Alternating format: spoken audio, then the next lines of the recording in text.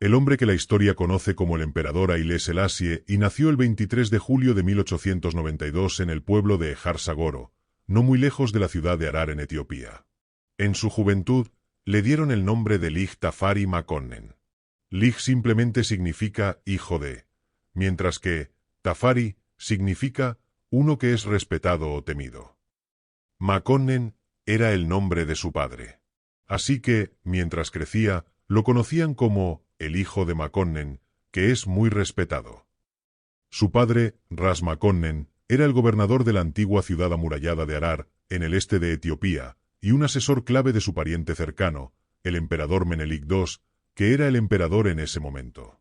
Así, Lig Tafari Makonnen nació en una familia noble importante que estaba relacionada con la actual dinastía imperial. A través de su abuela paterna, Tafari descendía de la línea de reyes salomónicos que habían gobernado esta parte de África desde el siglo XIII. La madre de Tafari era Boicero Yesimebet Ali, la hija de un jefe gobernante de la provincia de Boyo, al norte. Cualquier exploración de la vida de Tafari debe comenzar por investigar la naturaleza de la sociedad etíope y el imperio que lo gobernaba a finales del siglo XIX. Etiopía y el Cuerno de África tienen una historia única. Hace 1700 años, cuando el Imperio Romano dominaba toda el norte de África, Egipto romano se convirtió en un importante centro temprano del cristianismo en el Mediterráneo oriental. Pronto, la nueva religión se extendió hacia el sur, más allá de las fronteras del Imperio Romano, a lo largo del río Nilo y la costa del Mar Rojo. Ganó muchos seguidores en lo que ahora es Etiopía, que efectivamente se convirtió en un país cristiano. Sin embargo, con las conquistas árabes en el Medio Oriente y el norte de África en el siglo VII. En la era AD, Etiopía quedó prácticamente aislada del resto del mundo cristiano, pero no se convirtió al Islam. Con el tiempo, se desarrolló aquí una forma única de cristianismo, que continuó siguiendo muchos de los ritos típicos de la Iglesia del siglo IV. Además, la política y la cultura etíope se envolvieron en leyendas bíblicas, y a partir del siglo XIII, los gobernantes del reino de Etiopía afirmaron ser descendientes del rey Salomón. Por eso, su línea dinástica se conoce como la dinastía salomónica. Esta dinastía salomónica gobernó un reino que hace siglos solo era parte del norte de Etiopía. Pero entre los siglos XIII y XIX comenzó a expandirse hacia el sur, oeste y este, cubriendo finalmente un área similar a la actual Etiopía. A medida que lo hacía, el imperio etíope se convirtió en un estado multicultural, donde vivían muchos pueblos étnicos diferentes bajo el mando de los emperadores. Los más destacados de estos eran los pueblos Oromo y Amara, que juntos representaban más de la mitad de la población del imperio, pero había minorías significativas como los somalíes en el extremo sur y este del país y los tigriños en el noreste. Estas diferentes etnias hablaban distintos idiomas y tenían apariencias algo diferentes.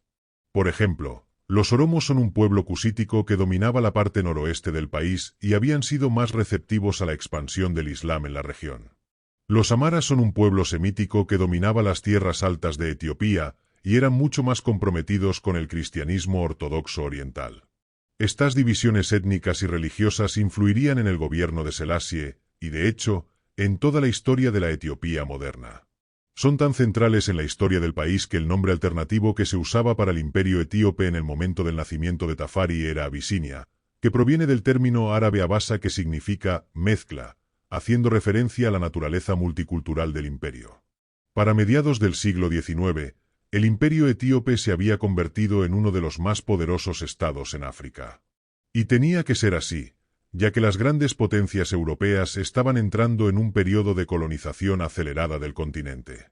Al norte, Egipto se había convertido efectivamente en un protectorado británico y el dominio británico se estaba extendiendo por el río Nilo hacia Sudán, el vecino occidental de Etiopía, y eventualmente hacia Uganda y Kenia, los vecinos del sur de Abisinia. Al este de Abisinia, a lo largo de la costa del Cuerno de África, varias potencias europeas adquirieron territorio a través de tratados e intervención militar en los años previos hasta el nacimiento de Tafari.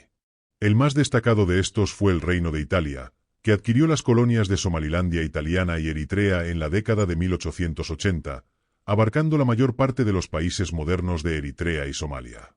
Los británicos y franceses también se hicieron de pequeños enclaves en el norte de Somalilandia. Al final, Casi toda África fue anexada por las potencias europeas en lo que se conoce como la carrera por África. Sin embargo, Abisinia evitó este destino, en gran parte gracias al emperador Menelik II, quien llegó al poder en 1889, comenzó un programa de modernización. Estableció Adís Abeba como una nueva capital fuerte en el centro del imperio y desarrolló una alianza con el imperio ruso a partir de 1893. Gracias a esto, los rusos enviaron asesores militares, científicos y economistas a Abisinia para aconsejar al país sobre cómo modernizar su gobierno, economía y ejército, con el objetivo de resistir las incursiones de los italianos, británicos, franceses y otros. Así, cuando nació Tafari en 1892, estaba comenzando una nueva era en la historia de Etiopía. Como hijo de un importante noble etíope, Tafari recibió honores desde muy joven. Por ejemplo, cuando apenas tenía 13 años le dieron el título de Dejazmach de Garamulata, una región administrativa cerca de la ciudad de Harar. Dejazmach significa literalmente guardia de la puerta, y muestra que era una especie de protector de la región, a pesar de ser casi un adolescente. Sin embargo, en ese momento había pocas señales de que llegaría a una posición de autoridad imperial, ya que a pesar de que estaba relacionado con la familia imperial, el emperador Menelik tenía una línea de sucesión clara. Tenía dos hijas, Soarega y Ceditu. A través de ellas, Menelik tuvo varios nietos, uno de los cuales, Ligyasu, hijo de Soarega, fue finalmente designado por Menelik como su sucesor. Mientras tanto, en su juventud, Tafari también vio un esfuerzo concertado del Reino de Italia por conectar sus dos colonias, Eritrea y Somalilandia, conquistando Abisinia. En 1895, los italianos invadieron Abisinia, pero los esfuerzos de modernización del emperador Menelik resultaron beneficiosos y la breve Primera Guerra Italo-Etíope terminó un año después.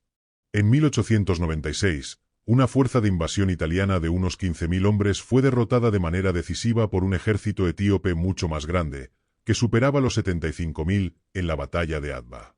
Con esto, la independencia de Abisinia se aseguró por una generación. Durante su adolescencia, Tafari fue ascendido dentro del imperio. En 1907, por ejemplo, fue nombrado gobernador de la provincia de Sidamo, en el sur de Etiopía. Durante este tiempo, tuvo una hija, la futura princesa Romanwork, aunque la identidad de su madre no está del todo clara. En 1911 se casó con Menen Asfab, que también era parte de la familia imperial. Esto fue más o menos en la época en que el emperador Menelik II, que ya estaba cerca de cumplir 70 años, se volvió cada vez más incapacitado debido a una serie de derrames que había sufrido. Finalmente, murió en 1913, dejando a su nieto de 18 años, Ligyasu, como el emperador designado. Yasu ya había estado actuando como emperador de facto desde hacía un tiempo debido a la enfermedad de su abuelo. En esas circunstancias, esto podría haberle permitido consolidar su posición antes de la muerte del emperador, pero en realidad había sucedido todo lo contrario. Yasu se había encontrado cada vez más en oposición con el Consejo de Ministros que había establecido su abuelo, e incluso con su propia tía, la hija menor de Menelik, la princesa Ceditu. Así que, cuando Menelik finalmente falleció en diciembre de 1913, el Consejo de Ministros y la princesa ocultaron la noticia de su muerte y no confirmaron a Yasu como el nuevo emperador. Él quedó disfrutando de una apariencia de poder en los meses siguientes, pero su ascenso nunca sería proclamado y nunca se le daría un nombre imperial. Había múltiples razones para esta oposición a Yasu. Primero, en los últimos años del reinado de Menelik, el joven príncipe había demostrado no estar interesado en el tipo de administración y gestión que era necesaria para el gobernante de un imperio que se modernizaba rápidamente. Segundo, y más importante, había preocupaciones de que él se inclinara más hacia el Islam que hacia la fe cristiana, que era central en la vida política etíope. Este último asunto era inaceptable para el Consejo de Ministros y cuando empezaron a correr rumores de que Yasu se había convertido al Islam a mediados de la década de 1910, intentaron derrocarlo como emperador en otoño de 1916. Fue arrestado y pasaría el resto de su vida, hasta mediados de la década de 1930, en detención. Tras su destitución, Ceditu fue proclamada como emperatriz de Etiopía. Pero con la sucesión ahora incierta, se decidió que su primo, Lig Tafari Makonnen, el futuro emperador Haile Selassie, sería nombrado regente y sucesor designado. Evidentemente, la gestión de Tafari como gobernador regional de varias provincias a finales del siglo XX y hasta la década de 1910, las cosas le habían ido bien y había navegado con éxito por las intrigas políticas de los años del breve reinado de Ieyasu. Así, se fue preparando el terreno para que Tafari algún día sucediera a Seditu, quien ya estaba entrando en sus 40 cuando se convirtió en emperatriz y no tenía un sucesor claro. En los años siguientes, se fue marcando una clara división dentro del gobierno de Abisinia entre la emperatriz Seditu y el regente Tafari. Ella era una tradicionalista y una gobernante conservadora, mientras que él seguía un camino diferente. Por el emperador Menelik II al querer modernizar Etiopía. En teoría, la emperatriz era, sin duda, la figura más poderosa, pero su posición era más débil que la de cualquier otro de sus predecesores como gobernante de Abisinia, por la simple razón de que era mujer en una sociedad que priorizaba el dominio masculino. Así, Tafari pudo reclamar mucha más influencia de lo que sería típico en la dinámica de poder entre ellos en la mayoría de las otras circunstancias. Ambos tenían sus facciones. Ella era favorecida por la Iglesia etíope, que veía con buenos ojos sus valores conservadores. Mientras Tafari contaba con el apoyo de una clara mayoría del Consejo de Ministros. Con el tiempo, a lo largo de la década de 1920, se fue consolidando como la figura más poderosa y, mucho antes de que terminara su mandato, Seditu había comenzado a alejarse del gobierno y permitió que Tafari siguiera con sus esfuerzos de modernización en los años 20. El programa de modernización que se implementó en esa época era variado. Gran parte se centró en tratar de modernizar el gobierno y la administración de Abisinia para que se parecieran más a los de las potencias europeas. Hubo un precedente para esto. La potencia no europea que se modernizó de manera más efectiva en el siglo XIX fue el Imperio de Japón. Lo logró adoptando métodos occidentales y así pudo resistir las invasiones occidentales, estableciéndose como una potencia importante en el lejano oriente para la década de 1920. Abisinia buscaba emular al menos en parte este enfoque. Así, Tafari estableció un gobierno al estilo occidental, con ministros responsables de diferentes aspectos de la gobernanza. Al mismo tiempo, se dio un paso alejado de la naturaleza feudal del gobierno etíope hacia una política más moderna. Un sistema donde las personas eran promovidas según sus habilidades, en lugar de su rango noble. Además, el ejército se desarrolló más, basándose en las reformas de Menelik, con la creación de una academia militar. Finalmente, Abisinia solicitó ser miembro de la recién establecida Sociedad de Naciones, un precursor de las Naciones Unidas. Se convirtió en miembro en 1923, siendo uno de los pocos países no occidentales en formar parte de la sociedad. Aún más significativas fueron las reformas económicas y sociales que se intentaron durante el reinado de la emperatriz Seditu y la regencia de Tafari. Ya en 1910 se habían introducido las primeras redes eléctricas en Addis Abeba y esto se expandió en la década de 1920. Al mismo tiempo, se empezaron a hacer esfuerzos para conectar las principales ciudades con carreteras y, eventualmente, líneas de ferrocarril. El telégrafo y otros sistemas de comunicación que ya eran comunes en el mundo occidental en la segunda mitad del siglo XIX también llegaron a Abisinia, aunque de manera limitada. El Banco Nacional de Etiopía se fundó en 1927 para fortalecer la economía y evitar excesos. Las tasas de interés estaban prohibidas. Quizás lo más importante fue que se reformó el sistema judicial, con el Código de Leyes Fetanegast, un sistema legal que se había utilizado en Etiopía durante siglos y que imponía castigos brutales por crímenes moderados, como la pérdida de una mano por ser encontrado culpable de robo. Este sistema fue reemplazado gradualmente por un sistema judicial occidental basado en elementos del derecho civil y del derecho común. Pero había un aspecto retrógrado en la sociedad abisinia que persistía. La esclavitud seguía siendo común aquí, un siglo después de que se había prohibido en gran parte del mundo occidental. Se hicieron esfuerzos simbólicos para acabar con esto en la década de 1920, ya que las potencias occidentales criticaban la permanencia del sistema en Etiopía, pero Tafari no estaba dispuesto a comprometerse con ningún esfuerzo importante para eliminarlo de la sociedad abisinia en ese momento. Mientras tanto, la reputación internacional de Tafari iba en aumento, y a finales de la década de 1920 se le veía cada vez más como el rostro de Abisinia en el escenario mundial, en lugar de la emperatriz. Gran parte de esto se debía a numerosos viajes al extranjero y visitas de Estado.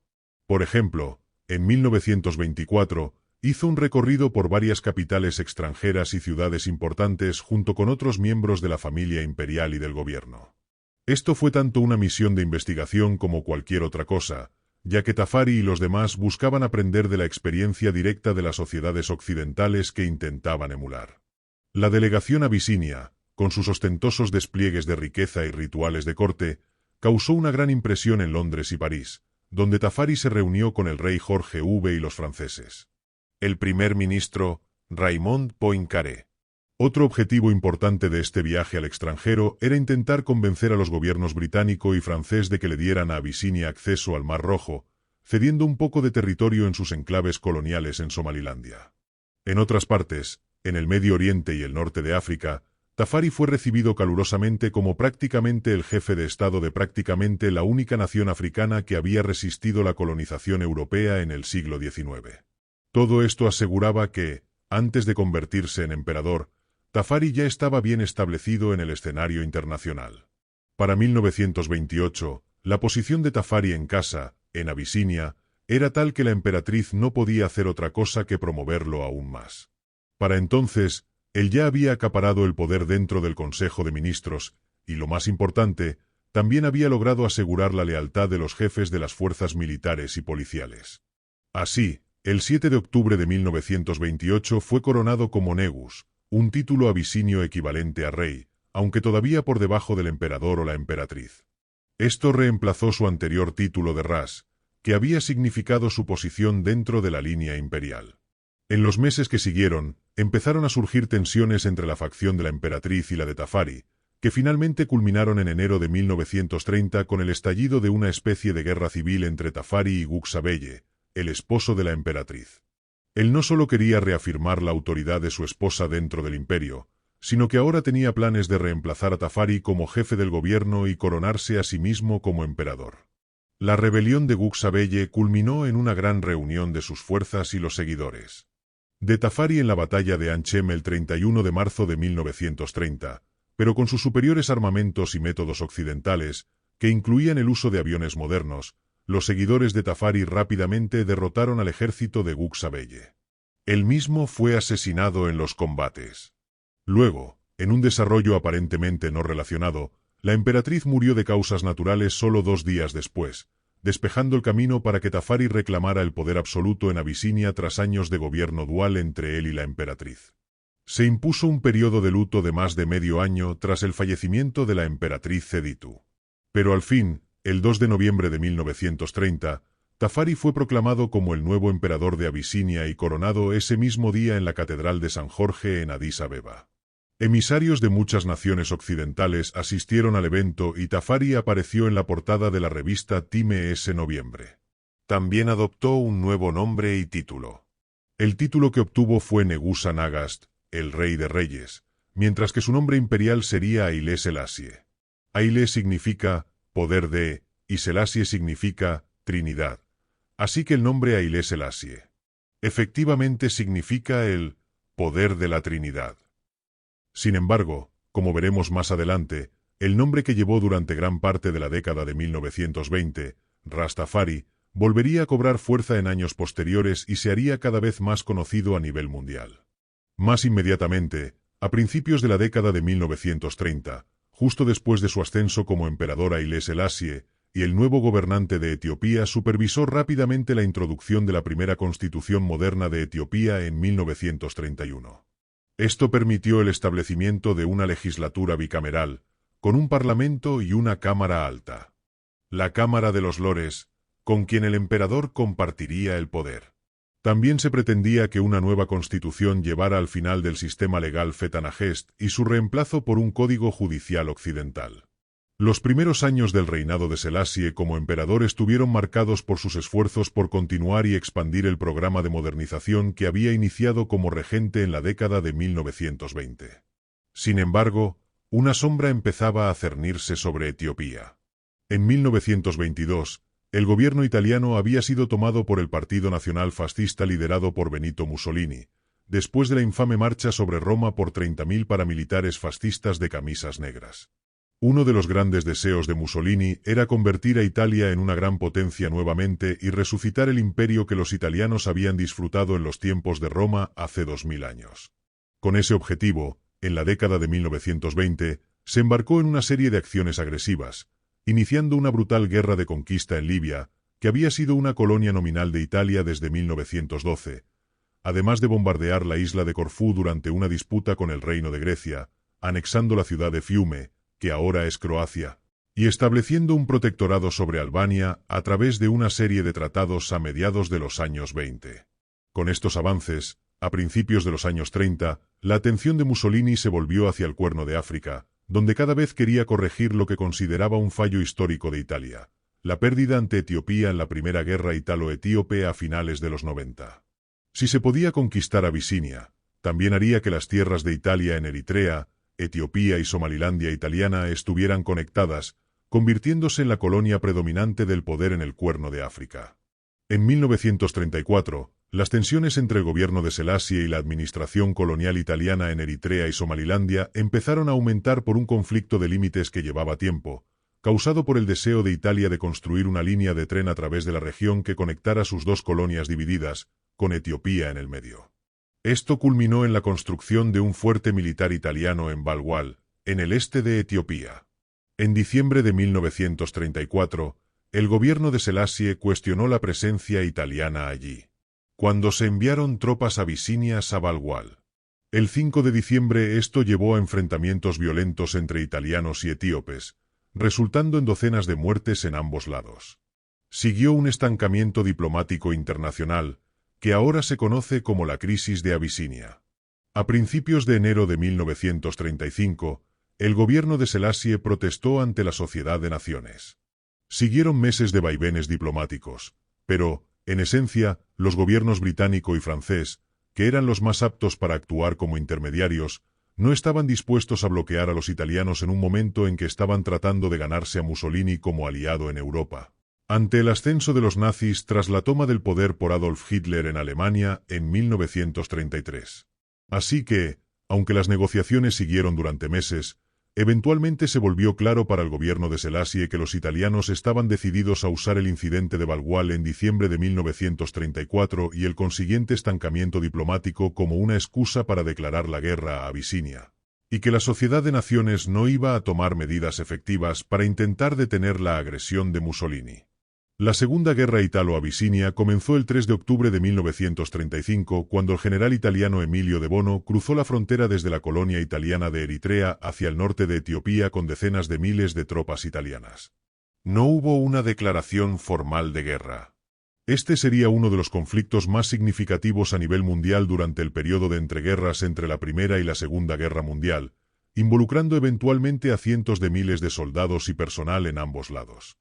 Duró poco más de medio año. Sin embargo, los bandos estaban desiguales desde el principio. Aunque los etíopes eran numéricamente superiores, a pesar de sus esfuerzos por modernizar su ejército desde los años 90, sus fuerzas seguían basándose en divisiones de infantería masiva. Por ejemplo, el gobierno de Selassie tenía solo un puñado de tanques y la fuerza aérea etíope consistía en poco más de una docena de aviones.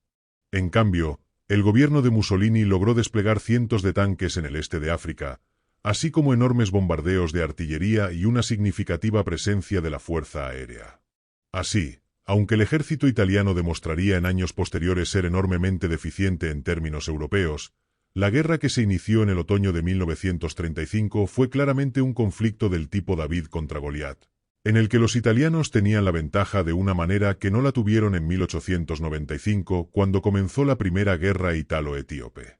En respuesta a la invasión de Abisinia, la Liga de Naciones sancionó a Italia el 7 de octubre de 1935, 4 días después de la incursión inicial de las tropas de Bono.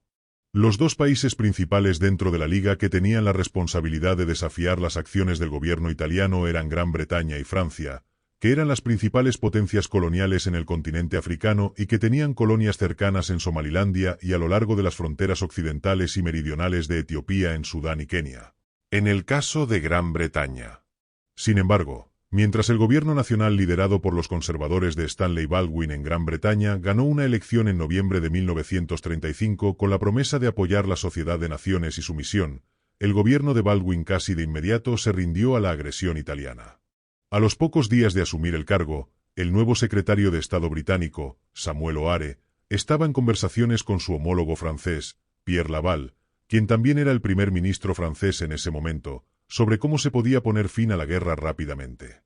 Aquí el deseo de apaciguar a Italia y evitar que se acercara más a la Alemania nazi era el Pacto O'Hare-Laval, cuyos detalles fueron filtrados por la prensa británica a principios de diciembre. Planteaba un plan en el que Abisinia perdería aproximadamente la mitad de su territorio ante Italia, permitiendo a los italianos conectar sus colonias de Eritrea y Somalilandia.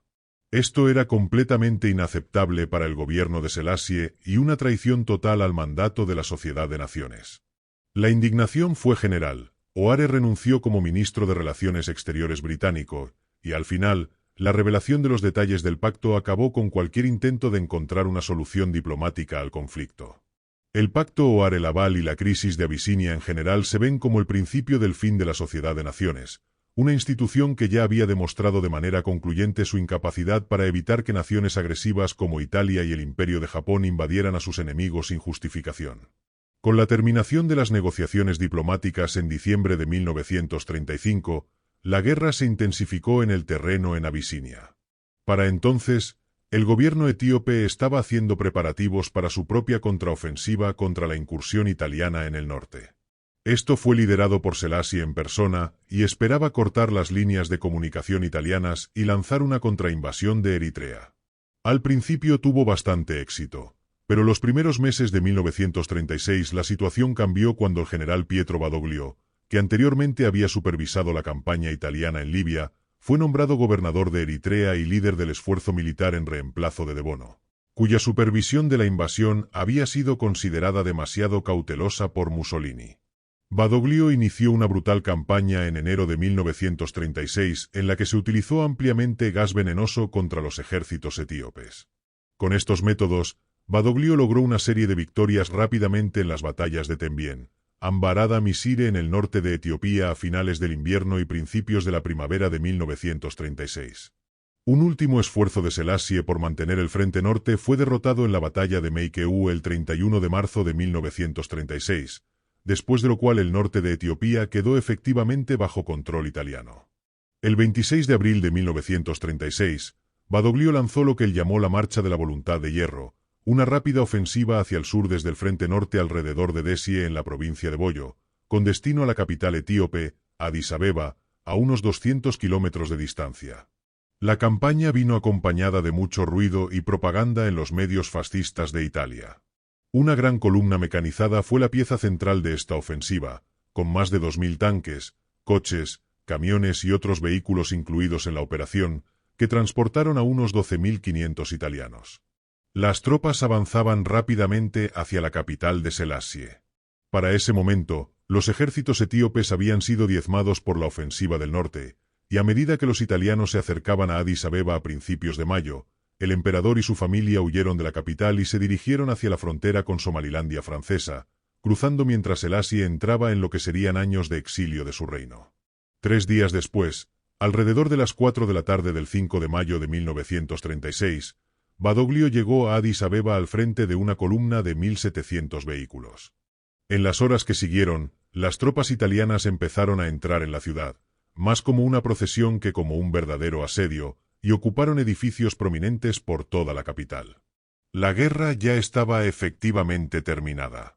La Segunda Guerra Ítalo-Etíope llegó a su fin en mayo de 1936 con la caída de Addis Abeba y la huida del emperador Haile Selassie de Etiopía. Sin embargo, quedaron focos de resistencia, especialmente en el sur y el oeste del país, que todavía no estaban ocupados por fuerzas italianas. Así que los combates continuarían durante meses y años. De hecho, nunca se logró controlar eficazmente toda Abisinia. Sin embargo, desde mayo de 1936, el gobierno italiano afirmó haber ganado la guerra. Así que el 9 de mayo de 1936, Mussolini declaró la existencia de la nueva colonia de Etiopía italiana, pero eso fue pronto anexado a la recién proclamada colonia de África Oriental italiana, que incluía Abisinia, Eritrea y Somalilandia italiana y que se extendía por todo el Cuerno de África, cumpliendo con la ambición de Italia de crear un territorio contiguo. 40 años después de que se intentara por primera vez a mediados de la década de 1890. Aquí los italianos impondrían una forma brutal de gobierno colonial, siguiendo muchas de las políticas cuasi genocidas que se habían desarrollado en Libia en la década de 1920, como confinar a miles de personas en campos de concentración y favorecer una política de divide y vencerás en la que los diferentes grupos étnicos de Etiopía se enfrentaban entre sí.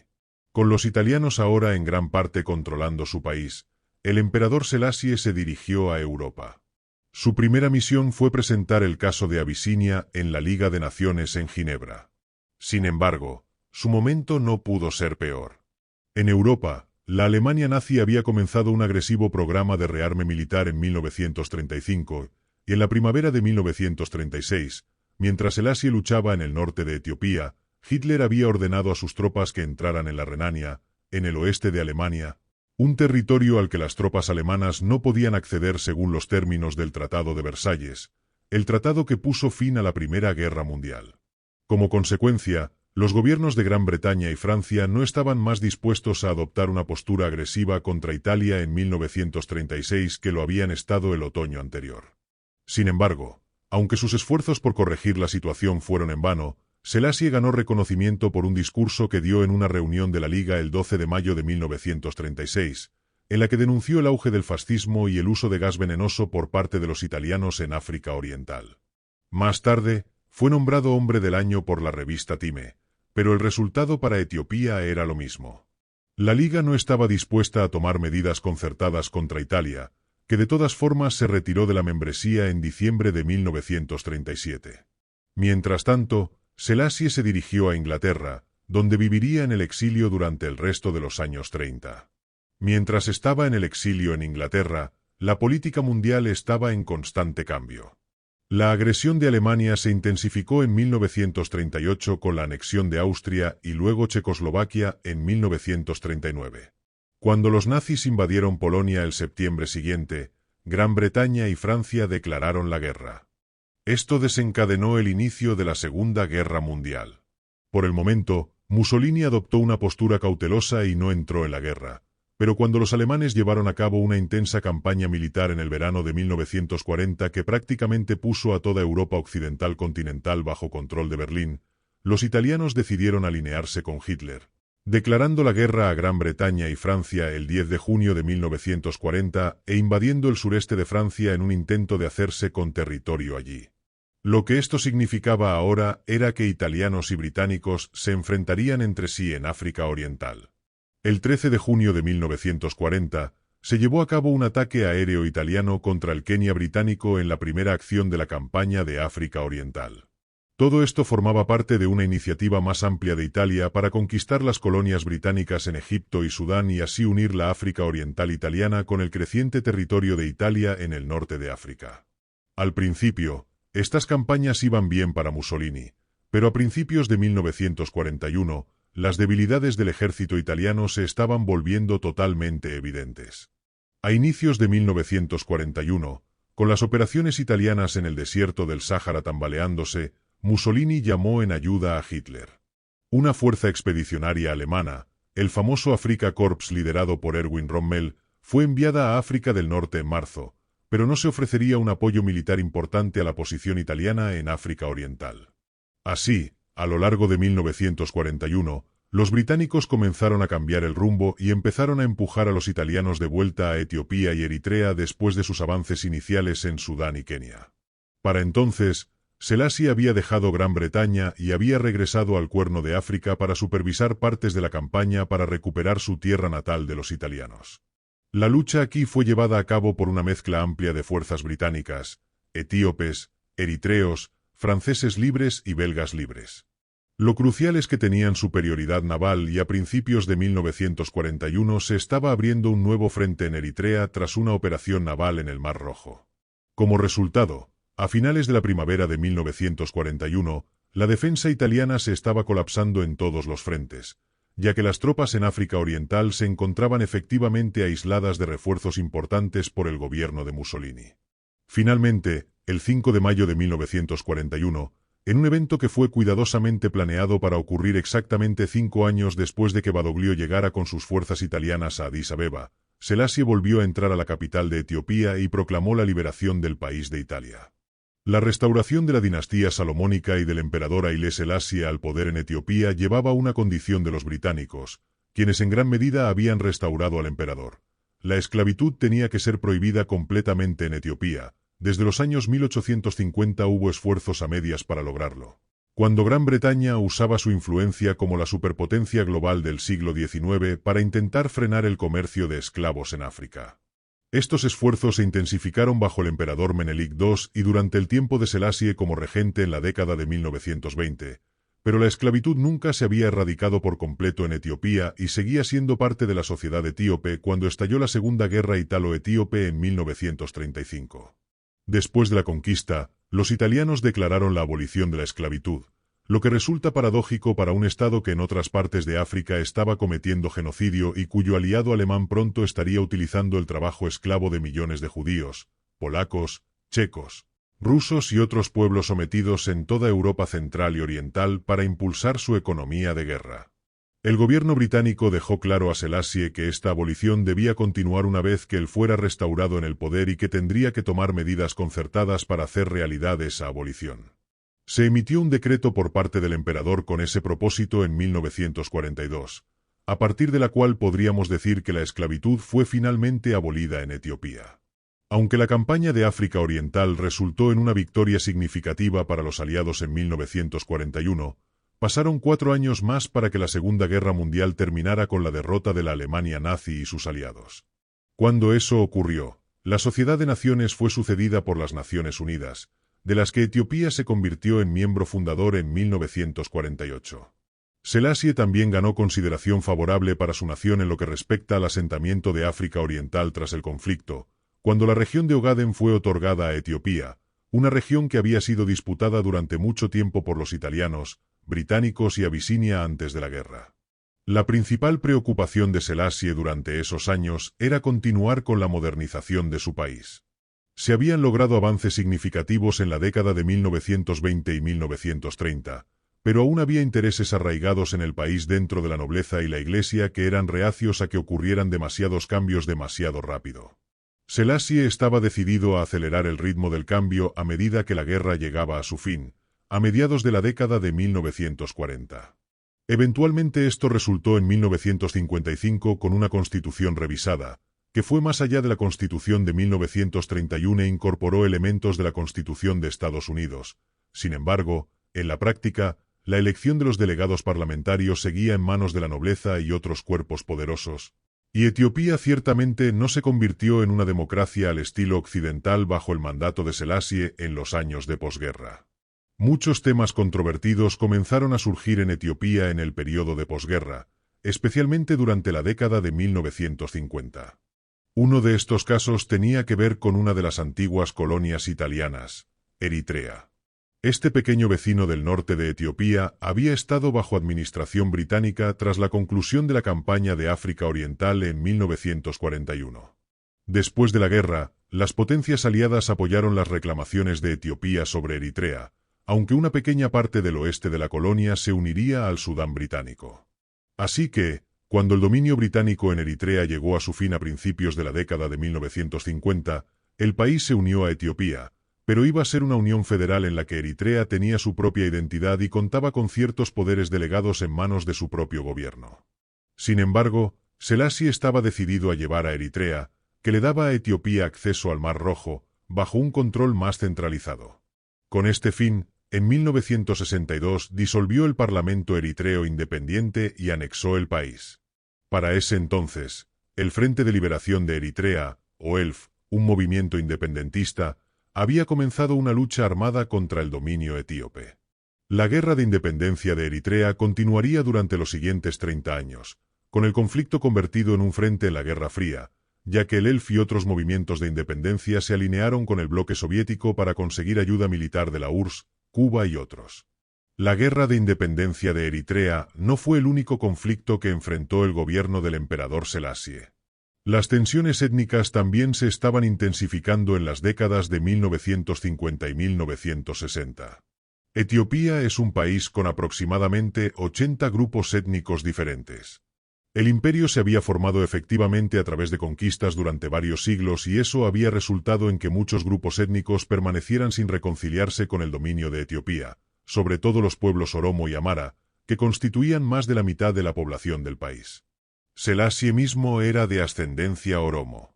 La solución que Selassie y el gobierno etíope favorecieron para esta situación en el periodo de posguerra fue fomentar el concepto de federalismo étnico, mediante el cual Etiopía se dividió en más de una docena de provincias principales en las que predominaban diferentes etnias. Sin embargo, en lugar de resolver el problema étnico, esto lo avivó, asegurando que muchos Amara, tigriños, somalíes y otros seguían formando su identidad en torno a sus etnias, en lugar de su identidad compartida como etíopes. Esto ya estaba causando disturbios en el país durante el reinado de Selassie, pero como veremos, esto se ha agravado en tiempos más recientes. De todos los pueblos étnicos de Etiopía, los más antagonistas al gobierno eran los tigriños, que constituían una proporción considerable de la población total, alrededor del 7% u 8%, y eran el pueblo dominante en la provincia de Tigray, en el norte del país. La antipatía del gobierno de Selassie hacia los tigrianos era evidente para todos en los años 50, ya que el gobierno imperial ignoraba constantemente la provincia a pesar de la creciente evidencia de la presión sobre sus recursos y la posibilidad de una hambruna debido a la destrucción de cultivos por langostas, sequías y brotes de enfermedades como la viruela, el tifus y otras enfermedades de alta mortalidad. Cuando Tigray finalmente entró en hambruna en 1958, el gobierno central en Addis Abeba hizo muy poco para intentar aliviar la situación, lo que llevó a decenas de miles de muertes. A partir de ese momento, en 1959 se hizo un esfuerzo más concertado para abordar la situación, con el gobierno de Selassie recibiendo una considerable ayuda de la administración del presidente estadounidense Dwight Eisenhower. Sin embargo, para cuando la peor parte de la hambruna se calmó en 1961, se estima que alrededor de 100,000 personas habían muerto en Tigray y las regiones cercanas, mientras que una nueva hambruna golpeó el norte de Etiopía nuevamente a mediados de la década de 1960. Mientras tanto, el reinado de Selassie se estaba manchando cada vez más por las controversias en su país, incluyendo la hambruna en Tigray, una guerra de independencia en Eritrea y tensiones étnicas dentro de Etiopía. Selassie, y por extensión, Etiopía continuaron teniendo un respeto internacional considerable. Como uno de los jefes de Estado que más tiempo ha estado en el poder, generalmente le daban un lugar destacado en eventos internacionales importantes, como el funeral del presidente John F. Kennedy en Washington, D.C. en 1963 y el del expresidente francés, Charles de Gaulle, en Francia en 1970. Etiopía también envió contingentes de paz a muchas áreas de conflicto, como el Congo a principios de los años 60, se convirtió en una nación prominente dentro del movimiento de países no alineados, que eran aquellos que no pertenecían ni a la OTAN ni al Pacto de Varsovia, las respectivas alianzas militares de Estados Unidos y la Unión Soviética durante la Guerra Fría. Quizás lo más significativo en términos de diplomacia internacional en ese momento fue el papel destacado de Selassie en la creación de la Organización de la Unidad Africana en 1963, precursora de la Unión Africana. La sede de la Organización de la Unidad Africana estaba ubicada en Addis Abeba durante muchos años bajo el gobierno de Selassie.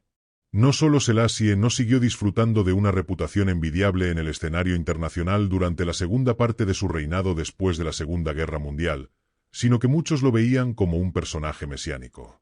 En la década de 1930, surgió en partes de África y el Caribe un nuevo movimiento social y cuasi religioso, que mezclaba elementos del movimiento de regreso a África, que proclamaba que las personas de ascendencia africana en las Américas deseaban regresar al continente africano ahora que la esclavitud había terminado. También lo hizo el etiopismo, una rama del culto cristiano que surgió a finales del siglo XIX entre los cristianos africanos. Este movimiento veía a la iglesia etíope como una iglesia cristiana nativa dentro de África, en lugar de que los cristianos africanos tomaran sus directrices de líderes religiosos europeos en Roma, Canterbury o en otros lugares. Este nuevo movimiento combinaba una creencia específica en elementos de la teología bíblica y una amplia variedad de creencias sociales. Tomó su nombre del título de regente de Selassie que data de los años 20, Rastafari. Así, la nueva religión se conocía como el rastafarianismo y sus seguidores veían a Selassie como un mesías, alguien que podría ser la segunda venida de Cristo. Estas creencias deben entenderse teniendo en cuenta la posición de Etiopía como el único estado africano que resistió la conquista colonial en el siglo XIX. Selassie no buscó explícitamente ser reconocido como un personaje mesiánico dentro del rastafarianismo, pero tampoco intentó refutar los esfuerzos por exaltarlo de esta manera. Así, a medida que el rastafarianismo ganó popularidad en la década de 1950 en países como Jamaica, Selassie adquirió un significado inusual para muchas personas que nunca habían estado cerca de Etiopía. En contraste con la visión que se tenía del dentro del rastafarianismo como una figura cuasi mesiánica, Haile Selassie en realidad se estaba volviendo más opresor en su propio país. Los últimos 20 años de su reinado vieron el desarrollo de elementos de un estado policial en el país. Había razones para la creciente preocupación de Selassie sobre la seguridad de su posición. En 1960, mientras el emperador estaba de visita oficial en Brasil, elementos del Kebur Zabagna, la Guardia Imperial, había intentado un golpe de estado en Etiopía. Liderados por los hermanos Germame y Mengistu Newey, los insurrectos proclamaron al hijo y heredero de Selassie, el príncipe heredero Asfab Wosen, como el nuevo emperador. Parece que el príncipe fue mantenido cautivo, pero no está claro hasta hoy cuánto pudo haber estado involucrado en el intento de golpe. En cualquier caso, después de 4 días de violencia en y alrededor de Addis Abeba a mediados de diciembre, que resultaron en más de 300 muertes, el intento de derrocar al emperador fue reprimido y los líderes fueron asesinados. Sin embargo, el intento de golpe de Estado de 1960 fue importante en el desarrollo de un régimen más represivo y autoritario en Etiopía bajo Selassie en los años 60 y hasta los 70. Junto con el desarrollo de esta tendencia autoritaria en la política etíope, creció el desprecio por los derechos humanos en el país. En los años 60, a medida que surgían movimientos estudiantiles de protesta y el comunismo ganaba popularidad en algunos círculos, el régimen de Selassie recurrió cada vez más a arrestos masivos y desapariciones de opositores políticos. La prensa estaba muy censurada y la intimidación de grupos que cuestionaban a Selassie y al gobierno era común en la década de 1960. Para complicar las cosas, estaba la guerra en Eritrea, donde el ejército imperial etíope estaba cometiendo atrocidades contra civiles a finales de los años 60. Por ejemplo, en diciembre de 1970, más de 800 civiles fueron asesinados por las fuerzas de Selassie cuando atacaron la aldea de Ona. Además, en Azemo en julio de 1967, más de 170 hombres fueron asesinados por soldados etíopes. Es cierto que algunas de estas atrocidades no parecían estar ordenadas por el Estado, sino que eran resultado de la guerra en Eritrea. Todo fue obra de Selassie. No es de extrañar que, a principios de los años 70, a pesar de la imagen generalmente positiva que tenía Selassie a nivel internacional, grupos de derechos civiles como Freedom House estaban declarando que Etiopía se estaba convirtiendo en un régimen represivo y autoritario donde se estaban violando los derechos humanos. A principios de los años 70, el gobierno de Selassie se estaba volviendo cada vez más impopular entre amplios sectores de la población etíope. Aún contaba con el apoyo de grupos tradicionales como la Iglesia y la nobleza, quien tenía mucho que perder si el antiguo orden imperial era derrocado, pero muchos otros no tenían afinidad por la antigua dinastía gobernante. Este descontento se agravó en 1972 con el inicio de una nueva y severa hambruna en Etiopía. Esta vez se centró en la provincia de Boyo, en el norte del país, cerca de Tigray. Esto fue causado por la sequía y se agravó por una respuesta inadecuada del gobierno y la falta de importación de alimentos adicionales y su entrega a las áreas afectadas.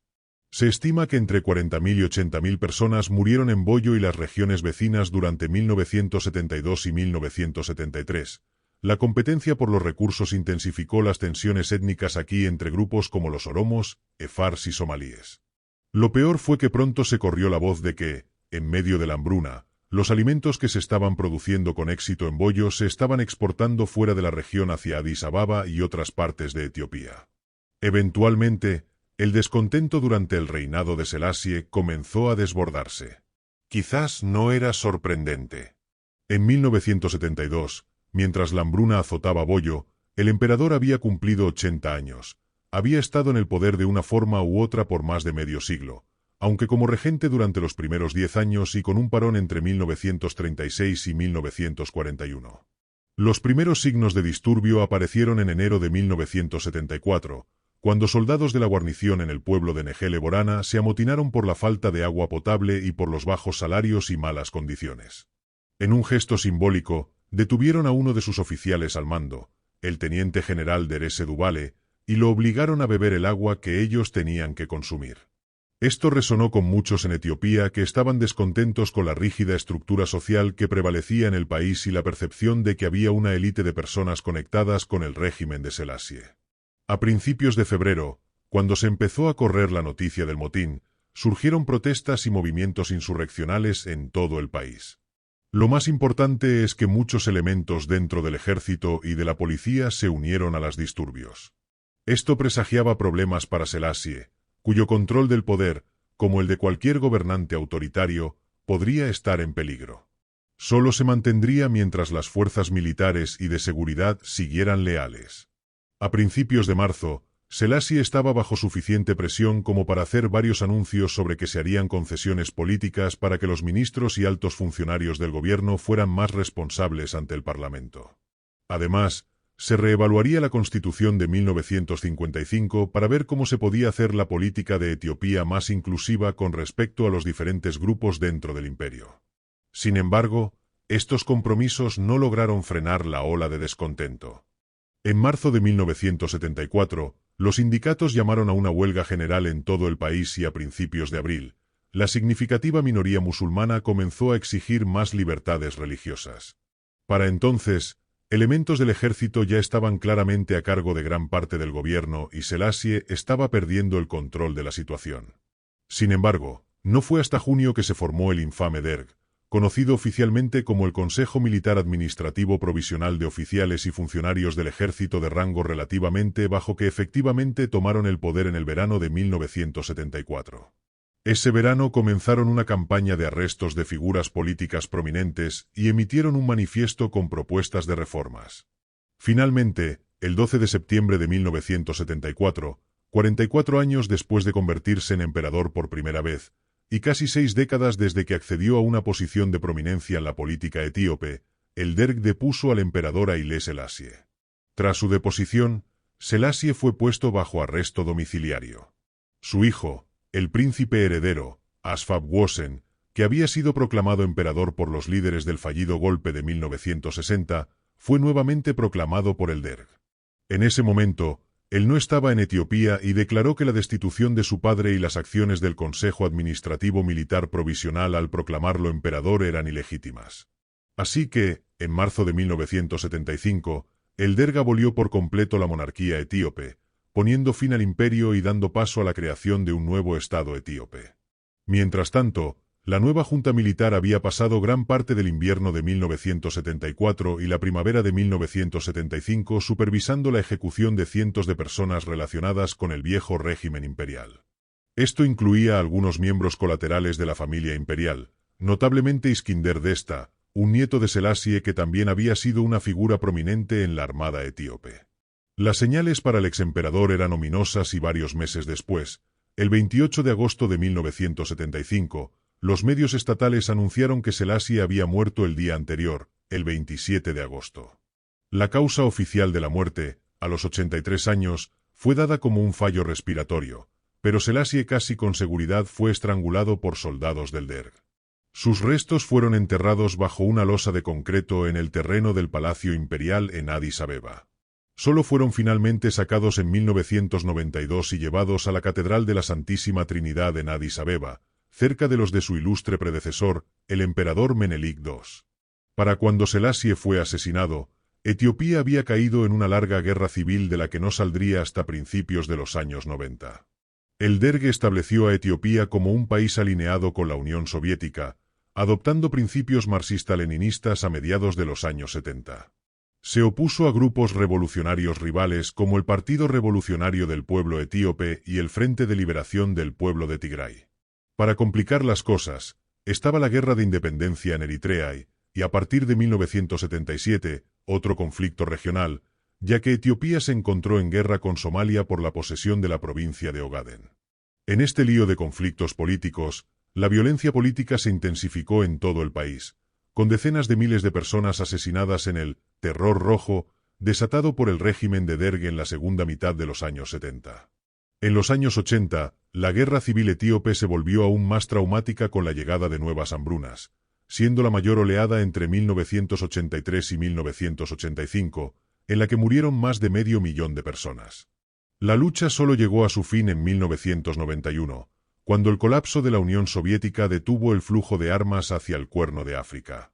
Para cuando terminó, casi 1,5 millones de personas habían muerto por los efectos combinados del conflicto militar, enfermedades y hambruna. El final de la guerra civil etíope en 1991 trajo un breve respiro a los problemas del país. Se estableció una nueva constitución a mediados de los años 90, mientras que Eritrea finalmente logró su independencia después de 3 décadas de lucha. Luego hubo intentos de crear un Estado federal etnoterritorial donde diferentes grupos étnicos tuvieran control sobre las provincias del país donde eran dominantes. Sin embargo, pronto surgieron nuevos problemas. En 1998 estalló una nueva guerra con Eritrea. Los combates iniciales cesaron en 2000, pero las tensiones en la frontera y los conflictos intermitentes han seguido siendo un problema constante en el norte de Etiopía. Internamente, los esfuerzos de Etiopía para resolver sus tensiones étnicas creando un Estado federal han fracasado en gran medida. En particular, el antagonismo del gobierno hacia la minoría tigriña en el norte de Etiopía, que es un legado arraigado de la época de Selassie como emperador, ha llegado a ser un tema internacional. En los últimos años ha llamado la atención. En 2020, el gobierno federal etíope inició efectivamente una guerra contra Tigray, la cual sigue en curso a finales de 2022 y ha resultado en crímenes de guerra, hambruna masiva y un comportamiento del gobierno que muchos observadores internacionales consideran genocida. Así que, aunque se ve a Etiopía como un país con potencial para convertirse en una gran potencia económica y política en África Oriental, mientras el continente experimenta una considerable expansión económica en el siglo XXI, los problemas estructurales del país, que no fueron resueltos por Selassie, siguen ahí. Pero agravados, siguen siendo un grave problema en el Cuerno de África. El emperador Haile Selassie fue un personaje paradójico en la historia del siglo XX. Por un lado, en la primera mitad de su reinado hizo grandes avances en la modernización de Etiopía, incluso antes de convertirse en emperador, mientras que en la década de 1930 se convirtió en un símbolo de oposición al ascenso del fascismo y la brutalidad cuando los italianos invadieron y conquistaron su nación. Esta reputación como un destacado estadista se consolidó después de la Segunda Guerra Mundial. La guerra cuando forjó una postura independiente en el escenario mundial y también fue bien considerado por su lucha contra la esclavitud en Etiopía. Todo esto se ve sobrepuesto por la posición más inusual que adquirió como un personaje mesiánico dentro del rastafarianismo.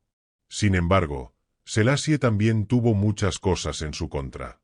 Su reinado se volvió cada vez más autocrático en sus últimos años y hubo numerosos abusos a los derechos humanos cometidos en casa, en Etiopía, entre las décadas de 1950 y 1970.